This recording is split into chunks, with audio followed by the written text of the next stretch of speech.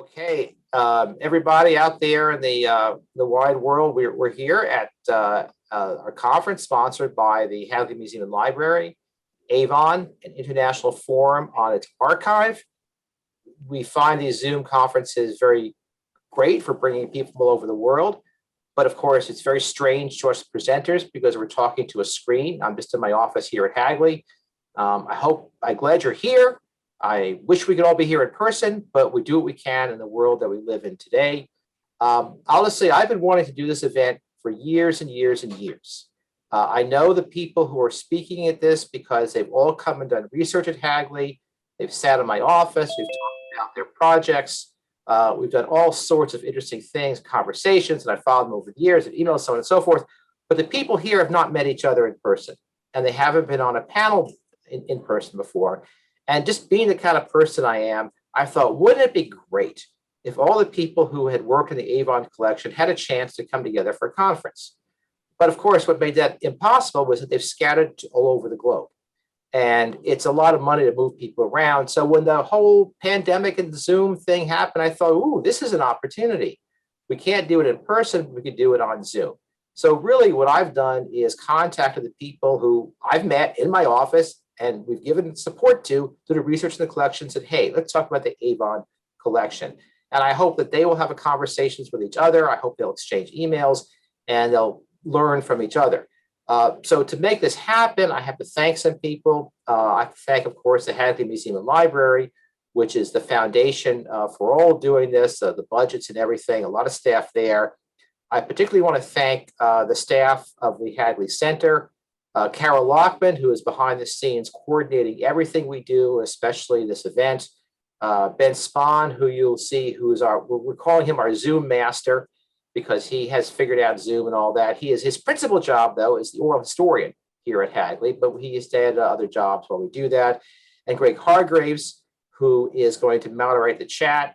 And if for some reason the Hagley internet connection goes bad, which it does occasionally, he's going to step in and share these things. Greg is a PhD candidate at the University of Delaware and a program officer in the center. So this is kind of the crew here. There's also two people I have to recognize as critical to this event who have passed away. Michael Nash was the chief curator of collections at the time the Avon collection came in, a powerful, dynamic collector who really built up Hagley's collections, who has unfortunately passed away. And more recently, very sadly, Lynn Kate Neese, who he really trained, and his successor passed away a little while ago from cancer before her time. And she was very important in supporting the scholars and the research in this collection there. So I need to recognize them because this would not be happening without these two individuals who are no longer with us. Now, it's fitting in a way that this is about Avon, because Avon, as all these talks will emphasize, was an incredible marketing machine.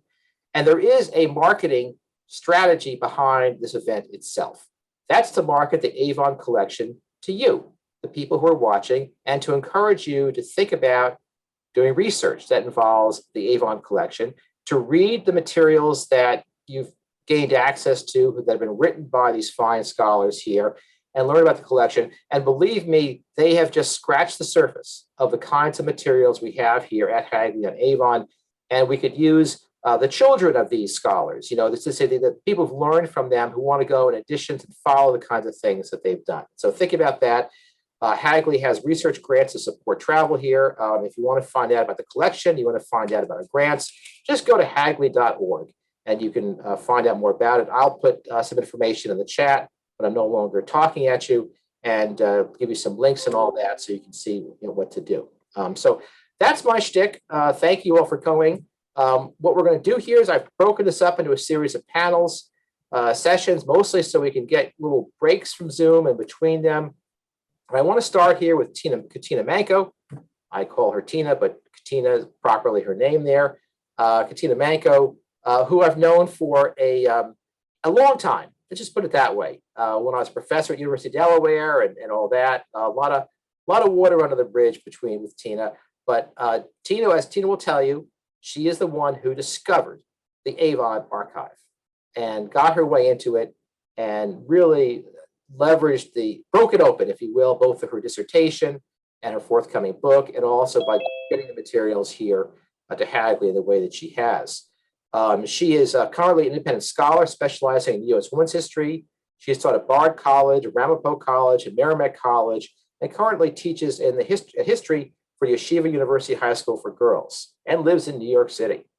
Her book, Ding Dong, Avon Calling, The Women and Men of Avon Products Incorporated, is coming out within a month from Oxford University Press. Pre-orders are being accepted on Amazon right now. And the minute we are allowed to have a meeting in person here at Hagley, Tina's going to come talk about her book in person so you can get it autographed. So with that, I'm going to hand it over to Tina to tell us about her project and tell us about her work. Thank you, Roger. Good morning, good afternoon, wherever you are. Again, and I wanted to say thank you to the Hagley Tech team, to Ben Spahn and Greg Hargreaves, and to the Showworks for putting together this conference. It's Roger noted there's a note with Avon of the marketing spin. I recognize yet another kind of irony here, that during a pandemic, I was working at home, able to finish a book. And here we are at the end of a pandemic, having a conference where we're all sitting at home, listening to a story about women who were encouraged to work from home. So here we all are. So Roger asked me to tell this story of how the Avon archive came to Hagley and what I had done. I was a young graduate student, young enough. Roger mentioned that we were at the University of Delaware together as when I first came as a Hagley Fellow. And we don't want to do the years because the math is really astonishing, but there's a really neat coming together of 4 people. I'll put myself as one, but that team of Hagley Fellows. My first year as a student at the University of Delaware was Roger's first year as a teacher, as a professor at the University of Delaware. And I took Roger's labor history class, which really shaped what I was going to do, years later with the dissertation. It was also the year that Arwen Moen started at the University of Delaware, and she was a first-year professor teaching in history of technology, and it was her gender and technology class and historiography of technology class that we took that really shaped what I would be doing. And there was another person who had come into the circle for their first year, and that was Phil Scranton. And Phil Scranton started with the center at Hagley the year that my group came to Hagley. So this kind of academic, this intellectual circle that was created that year really shaped so much of what went forward over the next 20 some years. I don't want to say 30, but it was 30. So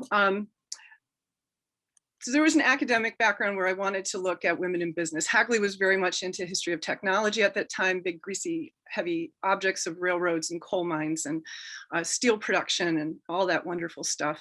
But I had grown up in a background where I grew up on a family dairy farm in upstate New York. So my family owned a business. My mother worked for the telephone company. She started as a telephone operator and then moved up through the ranks as manager. And through the 1980s, growing up, at our dinner table were all these stories of women in management and the glass ceiling. And, my mother was very much part of that, of environment of sexual harassment and sexual discrimination, age discrimination. And none of these experiences, quite fit with that labor history that we had talked about. But the labor history, especially, I want to just call out to the book of Pat Cooper, Once a Cigar Maker, that I read in Arwen's class. And it was about men and women in the same work, similar work, and gender and work culture that I really wanted to follow. So finding a dissertation topic, played around with a few things. And here, let me share my screen because people, at least from Delaware, or who have driven down Route 141 will recognize this. Let's see where I am. Oh, hi, that's not it. Here, right on 141 was this Avon distribution plant, remember? And a friend of mine said, hey, what about Avon ladies? And it just clicked. It was like, yeah, that'd be perfect. I don't know anything about Avon ladies, but I knew it was kind of it would be a good match. The only thing that I really knew about Avon ladies was that when my mother came home from work, she always brought these lipstick samples. Hers were green, I think, but this was the picture that we had. These lipstick samples, and I knew that women sold. And then because I wanted to balance it, I really wanted fuller brush men. And I was going to write a dissertation called Avon Ladies and Fuller Brush Men. And I didn't know anything else about them except for the pop culture references of fuller brush and coming to your house. And this is just a movie still from when Red Skelton is a slapstick comedy called The Fuller Brush Man. And then 2 years later made another movie, The Fuller Brush Girl. And I hate to tell you, but someone out there can go and try to find it, but the Fuller Brush archives no longer exist. I think they were destroyed to the best of my knowledge. They were bought so often, bought and sold the company. Anyway, so once I started to do this, I really wanted to show you these because this kind of ended up as I'll stop the share. My family, once you start saying you're interested in something, they start buying you things. And so we found these at the, I can't do this thing there, but do you see this one here? Can you see it? This is the Fuller Brush Man. And then you flip it over and it's the Fuller Brush Girl. Isn't that cool? I have dozens of them. Don't buy any more. Okay. So anyway, this was kind of my background to trying to find this dissertation topic. So I had to try to locate these archives. So the internet is a screaming toddler in those years with the modems, and it doesn't know very much, and it's not very extensive. And so I simply called Avon. I called the number, and this nice woman answers, and I say, "Hi, I'm a student, and I want to write a history of Avon, and I'm wondering if you have any archives." And she says, "Yeah, we have information for you. Let me turn you over." And they turn me over to the public relations department. And I explain again. They said, "Sure, I'll send you something." And so in the mail comes this really nice packet that was clearly put together for high school students with a brochure of this is the history of Avon, and this is who we are, and these are our numbers. And I thought, oh, that's not what I mean. So I call again. Nice woman answers the phone. "Hi, I wanted to know more about the history of Avon and wonder if you have any business records." Back to public relations. No. We already did this. So I said, I'm actually looking for actual company records if they've been kept. "Yes, we'll send you something." Got the same packet. So a couple of months go by because I don't know if I can actually do this topic.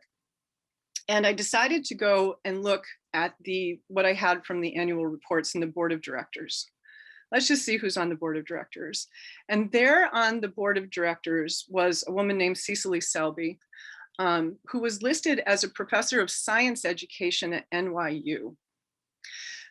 So I wrote to her directly as a graduate student to a professor at NYU and explained who I was, and I wanted to write this history of Avon. And I've called a couple of times, and all I get is this packet, but I really want to know if there's any archives there. I missed a key point. Of the third phone call. Time out. There was a third phone call to Avon when another woman answered the phone, and I said, "Can I speak with your archivist?" And she said, "We don't have archives anymore." And that's when I asked, "Yes," she says, "the librarian used to do it, but we don't have a library anymore either." That was it. I was like, they had archives. And that's when I went to Cecily Selby and said, "You have archives. I know that they were there. As a graduate student, I wanted to write this history of Avon, and is there anything you can do to help me?" I got a letter back from her because email's really not a thing. Just to date this all terribly, but she writes me a letter the same day she must have called up or written to Avon that said, "You will be getting a phone call and we would like you to come up to Avon." And that day I got a phone call from Jim Preston's secretary. Jim Preston was the CEO of Avon. And so the CEO of Avon's office called me and said, "Yes, can you please come up? When works for you, we'd love to show you what we have." And so that's how it happened. So I went up for just a day or two.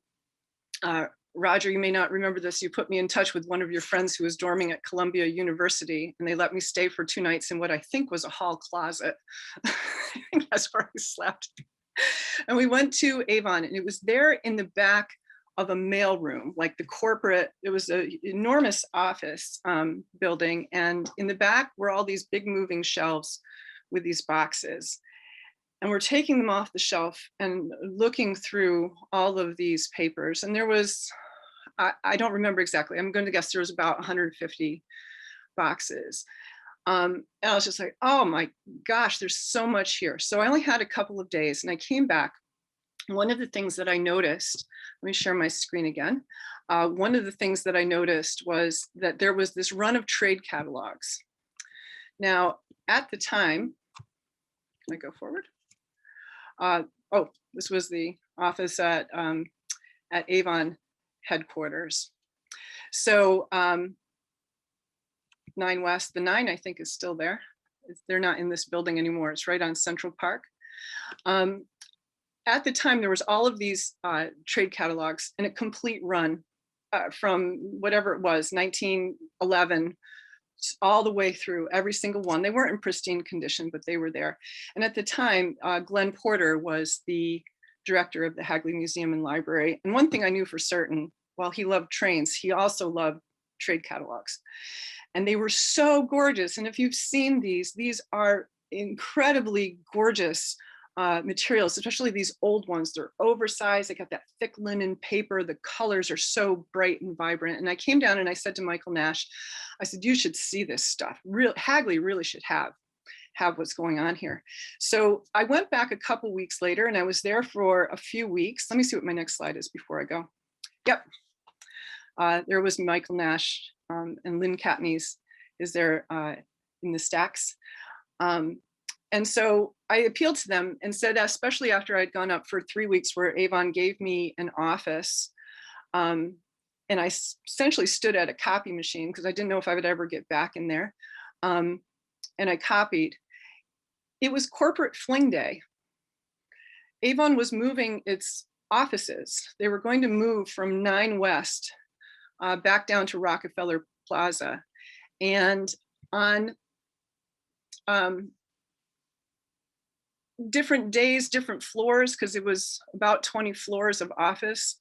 There was these big bins in the hallways, and people were being encouraged to clean out their file cabinets and just throw. So there's massive bins, and all this material is just being flung out. And I said to Michael then, I says, we've really got to do this because they're moving to Rockefeller Plaza. They're downsizing. It was the late 1990s. They were downsizing into Rockefeller Plaza. They don't even know what to do with this stuff. And so Michael contacted them, and within a, I don't know, couple of months, I suppose, the boxes were on their way down to Hagley. And I know that Michael and Lynn had kept a relationship with the people at Avon to continue to collect more materials. Let me go back to my screen here. Oh, I had a poll. I had a poll. Can we do those? Ben, are you there? That you can do a poll here? Just to give you something to do while I go figure these things out. Oh, I didn't know they were all going to appear at once. Have you ever purchased from Avon? This was the perfect dissertation topic because whenever someone said, what's your dissertation about? And I say, Avon ladies, they knew immediately. That's all I ever had to say to explain my dissertation topic. And so I was curious, of all the people on here, out of 67 people, have you ever purchased from Avon? Have you ever worked for Avon, by which I mean Avon corporate? Yes, in the US or in the world market, because of course they're in London now. And I was also curious if you've ever sold Avon. I have an Avon lady here. That is so cool. And look at the number of people who have someone who does. I'm going to let that go while you're all doing that. Ben, Greg, if I go back to my slides, does the poll stay up if I share my screen? I don't want to end it until people are, well, maybe we'll give it another minute. It should stay. It should stay? Okay. Yeah, it's an autonomous function. Okay, awesome. All right, so let's see where I was in my story. Oh, Avon Fling Days. So Avon's throwing out their material. Let me go back, because then we had some really wonderful things happen at Avon. Shortly after the collection was deposited, there was a nice press release function where Avon came down to announce that they were depositing their archives at Hagley. This is a picture of who was at the time president of Avon North America, Katina Gold. Many thought she would be the heir apparent to the Avon Corporation, and that is Glenn Porter in the center, and a Mr. DuPont. I'm sorry, I can't remember first name of the board of Avon. And I was able to put together this really cool little exhibit in the Avon in the Hagley Library, in the case exhibit in the front cases. When you walk into the library, there's always an exhibit of something of the collection. And that was a lot of fun to put that together. What I really remember, though, is that Avon in 1997, right, is in 1998, is in the throes of trying to recreate itself. And so what thrilled us, right, were these ads, and we blew them up poster size.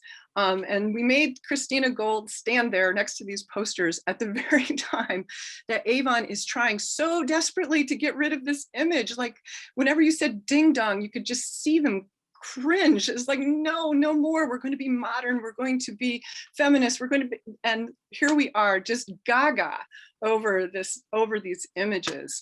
And they were trying as hard as they could to pretend that, you know, they just wanted this image to go away, but of course we're not going to let that happen. Later, in 1999, there was another reception. This one features Susan Kropp, who became president of Avon North America.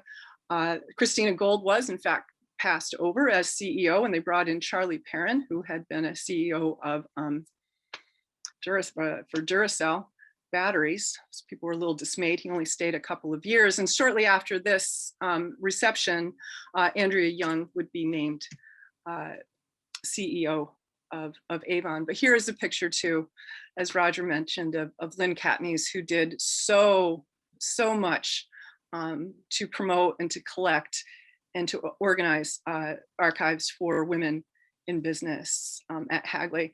This might be one of the only pictures of me that I know of the 1990s. So we can pass over that one quickly. I tried to find pictures of Roger and Arwen and Phil, and the internet does not cooperate. But this we have. And that was it. That was the Avon for Women. So I'm almost done with the story of how this came. I just wanted to fast forward a little bit here. Of course, what I had, oops, stop share. Oh, you put more time on the poll, okay. The icing on the cake for me was that when Avon's collection came to Hagley, and as a Hagley fellow, and as I was teaching, but I was writing, Hagley gave me the job of organizing the archive. So to do my dissertation research, I got to sit back in the soda house and go through literally every single page of that archive, and they paid me. So when you go there and you open up those boxes and all that handwritten pencil, that's me. I did that. So I wrote that, I wrote the box list. And that's essentially how I did my dissertation experience. It was like, I'm writing a dissertation. Can you please make it more convenient for me? And it happened. So 20 years later, fast forward, there was a lot of materials in the archive that were not to be used. There was a 20 or 25-year hold on materials. And so because you can delay a book for a very long time, maybe too long, but I had to finish out the story. In order to have this published, people say you had to get past the 1960s, which I wanted to avoid because, as Lindsay Feitz can tell you, there's so much on the 1970s and 80s, and it was a big beast. And so I had to go back and do it. So fast forward to just a few years ago, a couple of years ago, and called Hagley so I could get into materials from the 1980s and 90s. Lynn Katniss was still there. She passed just a couple of months after that. And there was all this material on the Women of Enterprise, which was a public relations prize program that Avon had done about independent women business owners that were not part of Avon. Avon's philanthropy has always been outreached well beyond their own corporation, and they were trying to hold up women business owners through this Women of Enterprise program. And so I requested those boxes. The soda house is all new. The reading room is all new. And I was just kind of, just hello to people. And I went and I opened those boxes, and there it was all my handwriting, and I don't remember any of it. And I gasped, and I loudly enough that other people in the reading room looked up and asked if I was okay. I nearly burst into tears. I could not believe that I had done this and that it was still there. It was just one of those moments where I don't, that was a program we weren't supposed to look at. And so I just labeled the files and moved on. And there I was able to use that. So that's how my story ends. I think I have in the weirdness of self-promotion here. Let me see. I'm sure it's here. Let's see if it's still here. Avon Me Company. No, I didn't put it up. I was going to put up my book cover because it's so cool. I'll get it, or maybe Roger can get it, or somebody. The book cover that Oxford University Press designed for me is just spectacular. I absolutely love it.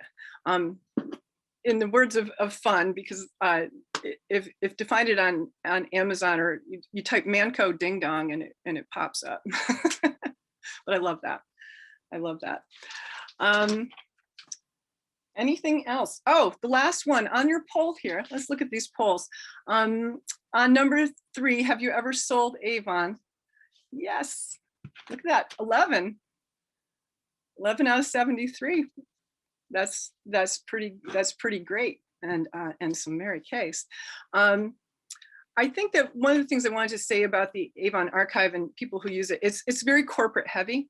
It's very the perspective of course, the corporation who's trying very hard to shape women's access into this market, and is trying very hard to tell them what their business is, what they're getting out of it, why they like it so much, or whatever. The part that's missing is the Avon women themselves. Starting in the 1930s, Avon stops publishing the hometowns of women who are selling and who are featured in their magazines. When this was being processed, when the archive was being processed, there were at Hagley in the soda house lawyers from 2 other court cases that were investigating corporations. And we're allowed to do that, just run through the archives. What did corporations know? When did they know it? And so the litigious nature of corporate and corporate law meant that in the 1990s, Avon too was a little bit leery of what they were putting into that archive, and what they could keep out of that archive. But of course, that personnel of who the women are, that privacy was paramount, and for good reasons. But boy, if there's an intrepid graduate student out there who wants to do a project, an oral history of Avon ladies, I can't tell you, maybe the other scholars here can attest to it, the number of people who want to hear from Avon ladies. And they're not hard to find, I don't think. I'm not in a position to do it. I'm not the one to do it, but I would totally support that archive needs balance from the women who worked and the women who were selling.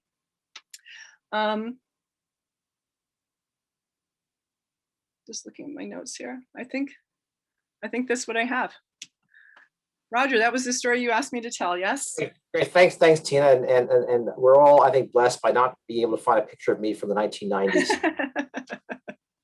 Looking different then. Although my hair was darker, it'd be nice to know that. But thank you so much. We can give a Zoom applause for all that. I think the way we want to go forward is I first want to see if other people who are presenters on screen want to say something to Tina, ask her a question, and then we'll go to the chat to see what other people have to say about that. So any of the of our distinguished presenters have a comment or question or want to say something, just, let's hear from you.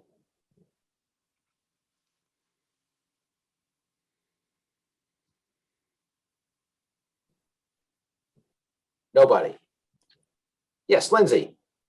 Hey, I just wanted to say hi and how fantastic it is to see Tina. I feel like you saved in my own research. I started in the 1950s-ish. And so at any rate, I just wanted to thank you, not just for finding the archives, which is huge. And now knowing how much I've seen your handwriting when I was doing my own research, but anyway, I wanted to thank you more than anything. I think preserving corporate histories and then having access to them was the #1 challenge for me as a graduate student. Lynn completely enabled me to even do research on a topic I felt strongly about. Your research saved me. If anyone hasn't read Tina's dissertation, anyway, it's beautiful, it's smart, and so I'm so excited for your book. And anyway, this is less question and more just thank you, because I think people maybe don't realize that doing research, especially critical research on corporations, is tricky business. And the Hagley sits in this beautiful space that allows scholars to do that. And it takes companies trusting scholars to both do them justice and to let us maybe do our jobs in some ways, right? Of being able to analyze. And so anyway, I just wanted to say thank you. And obviously thanks to the Hagley, but I'll shut up now. So thank you, Tina. Oh, thank you, Lindsay. That's very nice of you to say. Emanuela has a question, comment. Yes. First of all, thank you for your work. Of course, we have to all thank you, because if you are here, it's also because of your work, and also, of course, because of the Hagley generosity. And I was wondering if you think that was a particular moment, I mean, historically speaking, that helped you in this difficult operation, and maybe now it's could be more difficult, if not impossible, because I think that now, especially big corporates are more, I don't know, wary than ever. So what is your impression? Was something that could be done in the past, or could be replicate somewhat even today? Thank you. Thank you, Emanuela, and nice to see you. I wish I had. I really kind of think that I was this young graduate student. I just kind of bumbled into it. Honestly, there was no grand plan other than just persistence, and happened to hit the right person. Later on, the role that Cecily Selby played, as the first female board member of Avon, mattered. And I will say this: I'm noticing in the chat that people are saying that the Fuller Archive is at the Smithsonian. That must have come later. I was a Smithsonian fellow. If it had been there when I was a Smithsonian fellow, I would have known. And so that is terrific. I could not track that one down. So there's all these other companies, and I kind of just took it from where they started. So out of Fuller Brush comes Stanley Home Products. That, I believe, is somewhere in Connecticut, if it could be found. The other one that I had some luck getting into was Mary Kay in Dallas. That is a private corporation, and it is a closely guarded archive. I did spend a few days in Dallas, and they were very close to the vest. I had to ask very specifically, why do you want that? What are you looking for? So maybe because the founder, Mary Kay, was still alive, I think when that happened, they are hyper protective of her as an icon. And so I don't know if it's just doggedness, but you're right. Corporations are leery. So I remember with the conversation with Avon, because once Avon said someone wants our archive, they took it as a compliment. And so immediately they went to the Smithsonian. So they came back to Michael Nash. We might put it at the Smithsonian. He's like, no. you don't want it at the Smithsonian. It's going to get buried. It's huge. Like no one's ever, people can't get to it. People can get to us. We can. So he talked them out of the Smithsonian for the boutique services of Hagley. I don't know, you know, and corporations don't always know what to keep either, like those corporate fling days, just I was panicked running around the hallways, dumpster diving. I have a question from Natalie Marine Street, who wonders how your interpretation of Avon changed between the dissertation and book stages. Really, it was adding in the end of the story. There's not, you know, I ended the dissertation in 1962 because that's when the third CEO retired. In his 80 years of history, they had 3 leaders, right? McConnell Jr. and Ewald. And when I was like, all right, I got to cut this off. And that seemed like a logical place in the business history because I knew so much had changed. I think adding in the 1970s, 80s, 90s really allowed me to contextualize within second wave feminism. And the story, you know, chapter 8 is really a bigger story now about the public conversation of the glass ceiling, the superwoman, you know, can you have it all? That conversation of the 90s. And of course, the story of Avon ends, in my view, with this imperfect attempt to transition into the internet age and internet marketing. And they just never were able to pull that off with the same marketing strategy of independent business ownership.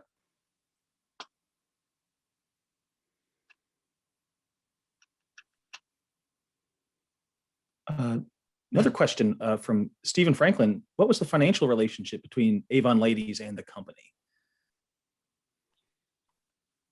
Avon Ladies were paid a commission on their sales. So unlike multi-level marketing companies like Mary Kay or Amway, where women who sell, so at Avon it is what they call dual marketing. So it's within Avon gives to the Avon lady a percentage of their sales. So she has to purchase wholesale. So the company only sells wholesale to representatives. The representatives then turn around and sell to the public, and they keep that difference between the wholesale price and the retail price. So if I buy from the Avon a cream for $10 and I sell it to someone for $15, I keep the $5. But from that, I have to buy, you know, catalogs, or I admit I'm not up on how Avon Ladies are doing it these days with the internet, but I know I still see catalogs around a lot. So it was very simple. Multi-level marketing is a different formula where representatives can recruit. And so I will sell to you, and you love this product so much. Would you like to sell this to your friends? And then I would get a percentage of that representative sales if I've recruited them, and then on until you get into bigger commissions and monthly commissions. But it's always based on the sales of the downline. It's not on the sales, actually, it's on the wholesale purchases of the downline. With Mary Kay, you could buy $500 worth of inventory and bury it in your backyard. They wouldn't care, right? What you do with it. So it's always based on your wholesale purchases. Does that make sense? That makes sense. Avon also offered certain women the opportunity to become city managers. And so they can then be paid by the company a salary and a percentage of their unit sales. I'm just seeing these things come in the chat. Handling a big corporate archive is challenging. Is it surprising they decided to cooperate with a junior scholar? I guess. Well, actually, let me speak to that for a second there, which goes back to Hagley. Yeah. Is that I mean the pitch was that Hagley knew how to deal with corporate archives, and we do. Yes. I mean, Hagley is the largest business history archives, you know, in the United States, one of the largest in the world. And you know, prior to Avon, you know, we have the records of the Pennsylvania Railroad, the National Association of Manufacturers, the Chamber of Commerce in the United States, the DuPont Company, you know, so on and so forth. So, you know, Mike Nash also was experienced in negotiating these agreements with firms to alleviate some of their concerns about litigation, which is a very, very big issue there. And so the Avon collection came to us as a deposit. And we still have a relationship with the successors to Avon, where they still have an engagement with us for the collection that stays here. And there are some permission issues that we continue to work with Avon about there. And we like this because it means we keep on getting stuff from Avon. We have gotten stuff from Avon since the era when Tina processed that collection, and we continue to dialogue with Avon about new materials that they are generating. And for the Avon people who are out there, we still want your stuff. You know, we still want all this area there, especially the way Avon has expanded internationally into Eastern Europe and Africa, where again, the Avon ladies of the new world have been very, very active in generating resources and expanding sales. And Manuela will talk about this a bit in Italy, and also other people talk about the expansion of Avon in other places. And we would love, you know, more of that stuff. So that's why Hagley was Tina turned over to Hagley meant that you had some serious professionals, experience with corporate archives, generating access. And you can see by this group that we have generated access for that Avon collection, and there are good results. The visibility of its role has been extended because the collection wasn't thrown into the dumpsters. It was allowed over here to to Hagley. So that's the answer to that. Yeah. Can I throw in too? I didn't mean to inflate my position here. I was an archival assistant. I wasn't even an assistant archivist, right? So I worked for Lynn. I was working as an assistant to a curator, to an archivist. I was not. So I wrote a lot of labels for that, but I didn't mean to inflate that I'm the one that did that. I was an assistant to it. I'll make one of them. Go ahead, Jessica. Go ahead. I just wanted to speak to the issue of a junior scholars. I think this also speaks to how important Katina Manko's work is, in that in the 80s and 90s, it was a generation of junior scholars who were interested in new questions about women's history.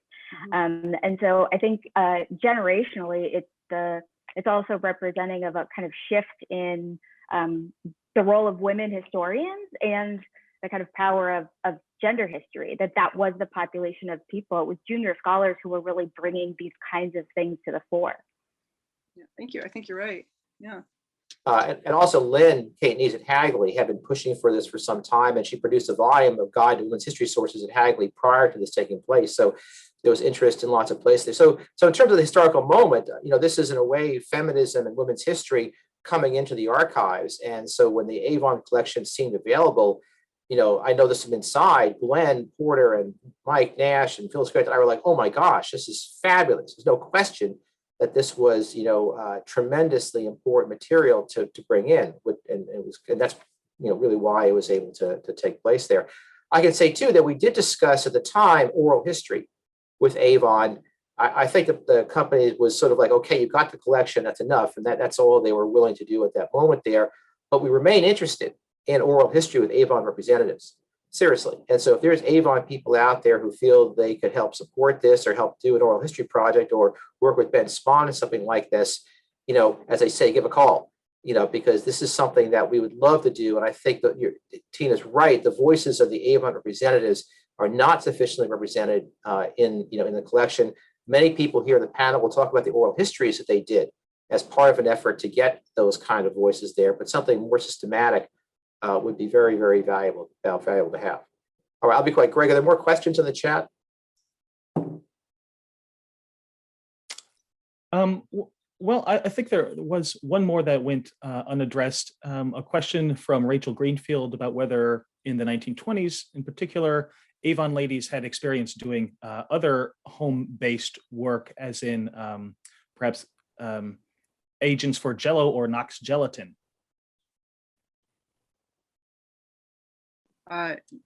Yes, but it's sometimes hard to tell.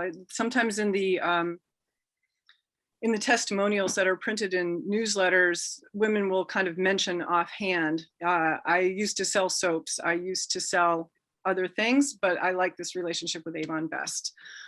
So there's not a lot of systematic. When I got into the census records, sometimes women would describe themselves as a sales agent without necessarily specifying the company. So my sense is yes, but there's not a lot of data to support that. But it was very common for people to pick up jobs. These were often very seasonal or target oriented. You know, I want a particular thing for my house. I want to pay certain bills. And so women sold products for a time until they got to that target, and then would give up and then would come back again later when they needed to. Thank you. I also in the chat, we have several of our colleagues from the Smithsonian, hi Peter, and others Oh, hi, Peter. who have been quick to say, hey, we have full Oh, of I brush know. materials, we are stealing home products. Sorry, Yes, but I know. they do, and you know, this world of selling, it's a huge topic. Yeah. And if people here are interested in this, clearly there are some wonderful collections at the Smithsonian, which will hopefully open soon for research, and so you can go do that. But they'd love to see you there. Yeah. Work on those topics. Yeah, I only met Michael Nash as a sales pitch for why Hagley. But of course the Smithsonian has. So, and the Tupperware collection as well. Of course, the Tupperware collection is at Hagley. I mean, Smithsonian at the Smithsonian. Sorry, we're not taking over the world, guys. You know, that's all good there. Well, terrific. With that, I'll say one more thing about oral history, which I forgot to put as part of my pitch there, is that Hagley now has a program of oral history grants, where if you have an oral history project that you have in mind, and it pertains to our collections in some way, we have grants of up to $5,000 to support those kinds of oral history projects. So if there are people in the audience, if I can't see you, who want to do oral histories on Avon as part of a project, you should contact us, because we might be able to support your research. The deal is, of course, that oral histories have to come here, you know, in the end. But again, we really do want to continue the research on this topic. We would love more Avon materials. We'd love to see more oral history come there. Sean has a hand up, I believe, and he wants to ask a question. Well, actually, it's more of a comment. I was rather fortunate when I was doing research on the Brazilian collections to also happen across the Museu da Pessoa, which is a oral history organization based out of Sao Paulo. For the 50th anniversary of Avon's opening in Brazil, they conducted dozens of interviews. I'll put a link in here. And now those interviews disappeared for about 3 years, but I went and did a little research and they went back online. They're no longer as a collection, but they are available. So if you are interested in following that, there's a link, and it might be a good idea to download those, Roger, and have them in a box somewhere, because they've come and gone. But there are a lot of good interviews, including with some senior managers, but also the first Avon lady in Brazil. Great. All right. Let's make a note of that. Any more thoughts here? Well, we have scheduled in here a 10-minute break for people to stretch their legs or whatever there. This has been great. We'll come back then exactly at 10. People can chat or do whatever you do in a Zoom thing, but my experience, you need a break early in the morning for a conference because people need, you know, to take a rest. So, all right, so we'll be back at 10 o'clock in the first panel. Thank you again to big fan Tina. Thank you for getting us the collection, Tina. Thanks for bringing it in. What's next? Okay, all right. Talk to you all in 10 minutes.